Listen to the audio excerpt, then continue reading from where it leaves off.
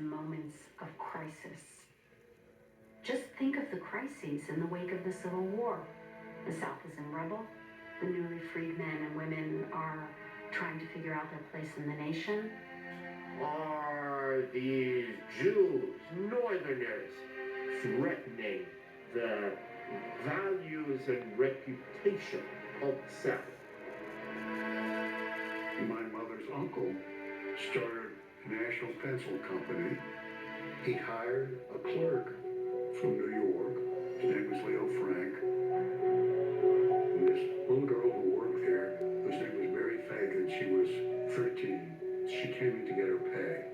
And Leo Frank looked in the book and paid her $1.20. She thanked him and left, and he was the last person to see her alive. The death of a 13-year-old girl, she's representative and symbolic of true Southern virtue, whereas the Jew is the outsider who is threatening all of the values that the South holds dear. It just was an irresistible story. I mean, it just grew and it grew and it grew. When something happens that's terrible, people look to cast blame. And it's always easy to blame the other. This is not a new thing. Leo Frank is arrested for the murder.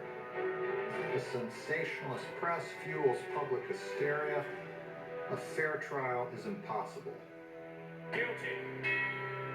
Guilty. Leo Frank was convicted on almost no evidence, Guilty. and then sentenced to hang. Guilty. Guilty. It was the janitor at the factory, Jim Conley, whose testimony was decisive in convicting Frank. And I really believe that in the South in 1913, only a Jew could have been convicted on the testimony of an African American. People of many faiths are outraged by the wrongful conviction of Leo Frank. Facing a national outcry from ministers, priests, and rabbis, the governor of Georgia commutes Frank's sentence from death to life in prison.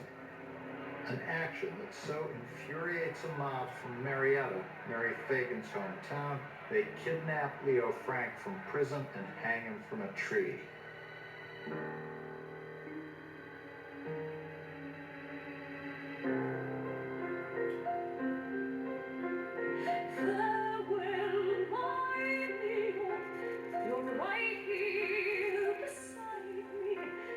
Maybe America wasn't what we dreamed it was about. Maybe we're all at risk. Maybe we're not really accepted by our neighbors.